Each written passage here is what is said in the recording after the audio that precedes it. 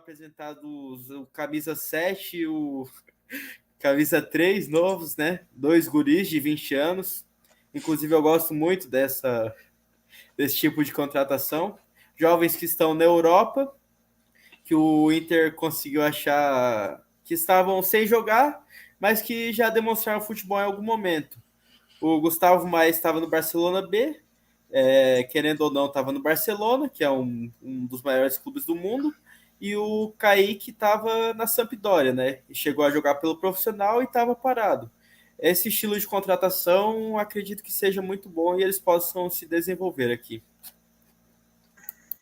Eu acho que eu espero que seja bom, até porque a maioria das vezes os guri normalmente tem tendência a evoluir, tem que seja um pouco. O problema do Inter é que a gente sempre coloca expectativa demais, tipo, o Sarrafiore é o novo do Alessandro, o Andrigo é o novo sei lá o quê. Então, eu acho que a gente, talvez se tirar um pouco dessa expectativa, ou como o Super Ed diz, tirar a responsabilidade dos guri, a gente possa esperar um pouco mais deles. E lembrando, silêncio, o Brax está trabalhando. Paulo Brax, o homem que contrata está e contrata. A trabalhar. Contrata e contrata. Acabou a competitividade entre os dirigentes nos clubes brasileiros. Acabou. Mas Paulo Brax reina. É meio foda não ter tanto dinheiro, né? A gente vê aí, pô. Aliás, o Corinthians também não é, né? Não tem todo esse dinheiro, mas, pô, por exemplo, São Paulo, contratou o Gabriel Neves, o Corinthians, o William, Roger Guedes, Juliano. Mano, aí as nossas contratações, a gente tá tão carente, assim. O William falou um negócio que é verdade. A gente deposita muita confiança nesses caras, em qualquer um que chega no Inter, tá ligado? Os caras têm 20 anos, mal sabe o que é internacional, assim, tipo, claro que sabe pela grandeza, mas não conhece a história e tudo mais. E a gente, pô, chegou o cara que vai salvar ali, fora Cuesta, o Kaique vai chegar no lugar, vai substituir o Cuesta e tudo mais. E é foda isso, mas eu espero que essa recuperação financeira, esse modelo de... Inclusive, tem o Mauro César, ele fez um vídeo no YouTube um dia desse, acho que antes de ontem, comparando Corinthians e Inter, né? Aí ele fala o seguinte, ele fala o que é mais responsável, gestão responsável. O que o Corinthians está fazendo e o que o Internacional está fazendo. Daí ele começa a comparar, ele fala das contratações do Corinthians, que o Corinthians ele aliviou muito a folha, né, de salário e tudo mais, o Bruno Mendes é um exemplo, liberou muita gente, mas está contratando igual, aliás, muito mais pesado, né, jogadores caríssimos, Renato Augusto, Juliano, William, não sei, salários astronômicos. E como é que fica, né, essa questão a longo prazo, se não ganhar, por exemplo, o Corinthians, eu acho que com esse time consegue uma vaga na Libertadores, tranquilamente. Para mim já virou um dos top 5 times do Brasil.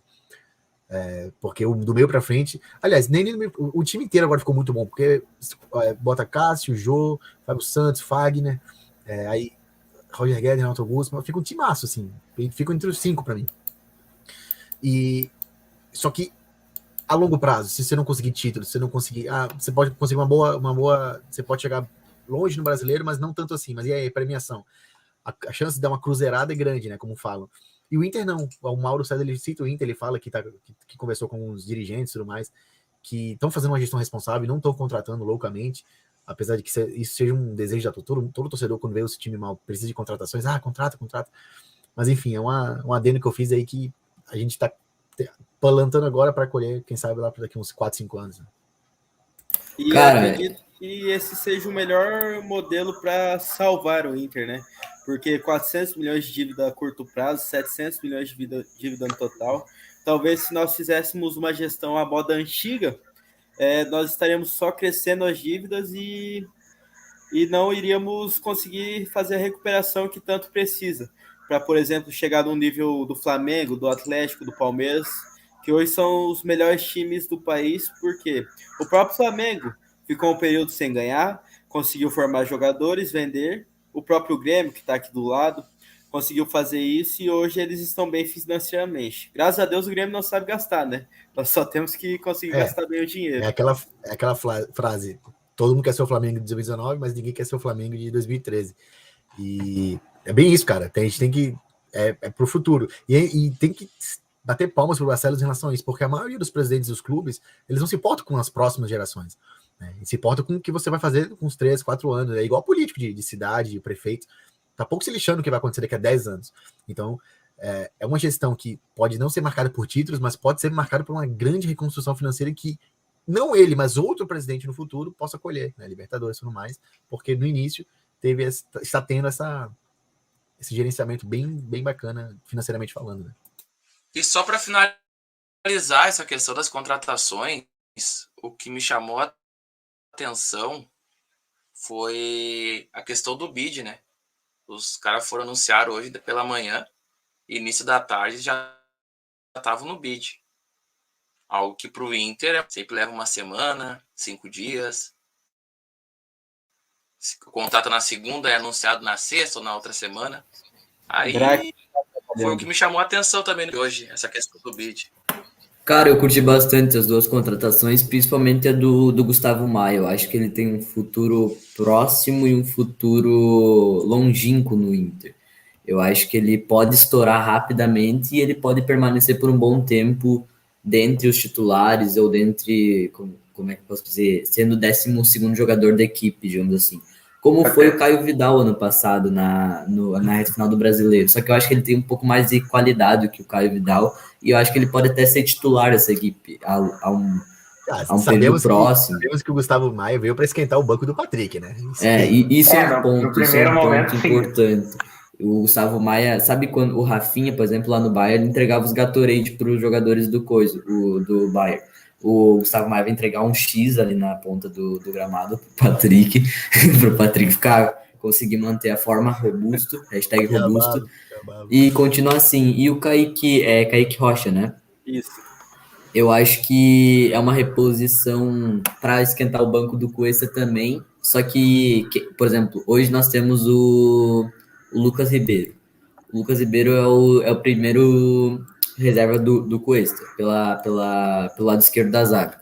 Eu acho que é uma reposição à altura, porque até o Lucas Ribeiro vai sair no final do ano, só que eu acho que ele é até melhor e com condições e com o foco no Inter, porque a gente sabe que externamente o Lucas Ribeiro nunca foi tão focado no Inter, assim, ele curte um play, curte um fifinha, então eu acho que o Kaique Rocha focado no Inter, no projeto a longo prazo que o Inter tem, e com esse poder para ele ser titular rapidamente, ele conseguir alinhar o projeto junto com os treinamentos e nos jogos, eu acho que ele performando bem no time titular, ele pode virar a ser um dos 11 titulares dessa equipe, até porque a gente ainda não sabe se o Cuesta vai renovar para os próximos anos, né? Por causa que o contrato dele acaba agora em fevereiro, se não me engano.